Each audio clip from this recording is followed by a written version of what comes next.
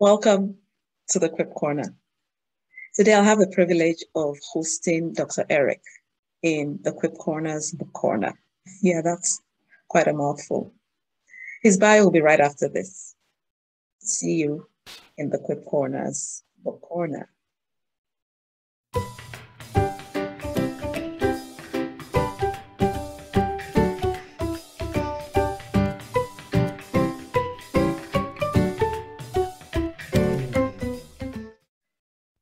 Welcome to Quip Corner's Book Corner, Dr. Eric.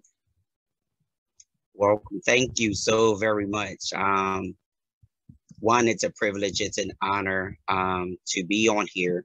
So I thank you for the privilege and opportunity to be able to share with your audience, with your listeners. So thank you. I'm humbled and I'm honored to be a guest on this amazing broadcast. Thanks for accepting the invite. Thank you. So we're here to talk about one of your books. But I always like to ask the authors, why did you write the book? What's the backstory?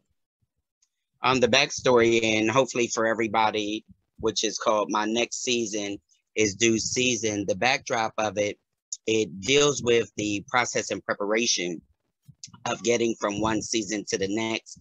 It deals with recognizing the process and God's process, developing the right posture, cultivating your waiting season, avoiding anxiety while you wait, but also manifestation of the proper season and the perspective that you see it, and then also recognizing the season that you're in. And a lot of times we are trying to move ahead of the timing and season that God has set. And sometimes it may be time, but not season. It may be season and not time. But I always say in the book, operate in the timing and season of God, because if you operate in that, you can't go wrong. And so the book, it helps you to understand how important the process and preparation is of dealing from one season to the next, to get to your due season, to get to your harvest season. Okay, so that's what's in the book. But why did you write the book? The book is actually in connecting with the first book I wrote, which is called The Power of the Seed, when it deals with process, preparation, seeding, sowing, planting. But in order to get to the harvest season, in order to get to the due season, there's steps that has to be taken. And so when I was giving the power of the seed, actually, God also gave me My Next Season is Due Season, but I did not know it until 5 years later when the book was released and the manifestation. He gave it to me then, but yet did not give me the revelation till 5 years later. And it was so significant because in that 5 years, the tree in my yard had changed again when he first gave me my first book. And so it connects it together to understanding that timing and season. And so when he gave me the one book, he literally gave me two books, but yet it was a timing and season for the next book to be manifested 5 years later. Interesting. So it sounds like you were living through your books before you wrote the second one. Yes. Amazing how God works. Wow. Yeah, it was amazing because it was only maybe about a month ago that I got the full revelation of this book, of why when I wrote My Next Season is Due Season, right when he gave me the power of the seed. But yet it was only a month that he gave me the full revelation, and I was living through it and going through the seasons to get to my harvest season, to get to my due season. But yet I had to go through the process and the preparation in order to get to where I am. Interesting. And, just thinking about all you've said, it's obvious that you can't give what you don't have. Right. Wow. Now, just listening to that, I'm sure some people will be like, I'd love to hear something from his book. Can you read something to us, please? Absolutely. One of the things that's always encouraging is, just as the seasons change, so life seasons change. It is vital that we prepare for each season and develop the right posture and endure the process of the current season before we can transition to the next. God is in control of all seasons. Remaining in close relationship with God is necessary to recognize your due season. We have to endure the current season before we can get to the next season. And so once you do that, it would allow you to know in the journey of the season of that you're recognizing God's process and the preparation, cultivating the waiting season. But yet, when you understand all of that, you'll be able to maintain properly the right perspective while waiting on the manifestation of how to recognize your due season. Wow. That's a lot there to unpack. I even think about how we're moving, from summer into the fall. And, we can't speed it up. I mean, besides climate change, unfortunately, we really can't speed it up. Fall will only come when it's time for it to be fall, and then winter, and then spring. And so truly waiting and knowing God's timing and the seasons matter for us to fulfill all that God has set out for us. Wow. And that's critical and crucial because a couple months ago, we've experienced here all the different seasons. It rained, it was, like all the different seasons, but yet we were still in summer, even with spring trying to hold on, but yet we were still in summer. Yes. But I could not skip summer and jump right to fall. Yeah. I still had to go through the necessary seasons in order to get to the next season. And so the book also allows we cannot skip these seasons, even though we may think we're still in spring, but yet I'm in summer. But I can't jump to fall because I got summer before I got fall. Yeah. We got to endure the process. Wow. Now that word endure is an interesting one because a lot of us are in the microwave age where we're like, instant, 2 minutes, 2 seconds, whatever. And so what do you say to people who are trying to speed up the process? One of the things is, and from the first book, I have an illustration in there dealing with the microwave and dealing with the oven and the crock pot. Some things go in the crock pot. Some things have to be slow cooked. Some things you can put in the microwave and some have to go in the oven.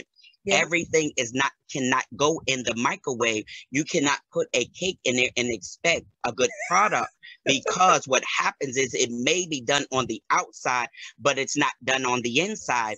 And so even in my next book, it's actually called How to Handle Patience and Endurance. We've got to endure the process. Yeah. Because what happens, like with gold, like it's got to go through the process in order to be pure gold. We've got to go through the process. And even as the scripture says, we will come out like pure gold. You cannot fast forward things. You cannot skip the process because what happens is it heads for a downfall. What happens is you are not fully mature. What happens is you don't get a full product. You can put a TV dinner in the microwave, and if you take it out too soon, what happens is you see the steam, but when you stick the fork in it, it's still frozen. So what happens? You got to put it back in for more time. We are continuing to have to go through more time, or even go through, as the children that went through the wilderness. It should have never taken that long, but because we've got to endure the process. We got to endure, or just like one of the illustrations in the book says with the turtle and the rabbit, it wasn't how fast he was going. He just kept going. He endured the race.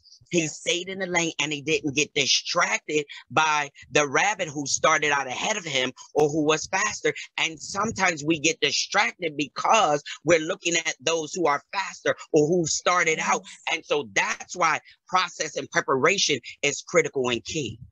And that endurance, endure, as the script said, the race is not given to the swift nor the battle to the strong, but he who endures. So that endurance piece, you'll get there. You just got to endure. Yes, spot on. Wow. Wow, that book sounds loaded. A couple people will wonder, I'd like to get a copy. How can I get a copy? For those who would love to see it and To get a copy, you can go to Amazon. When you look on Amazon, my information's in there. You could always reach out to me. I'm on all of the social media handles. And so you'll be able to connect with me. My email's on there. But the book on Amazon gives you a synopsis.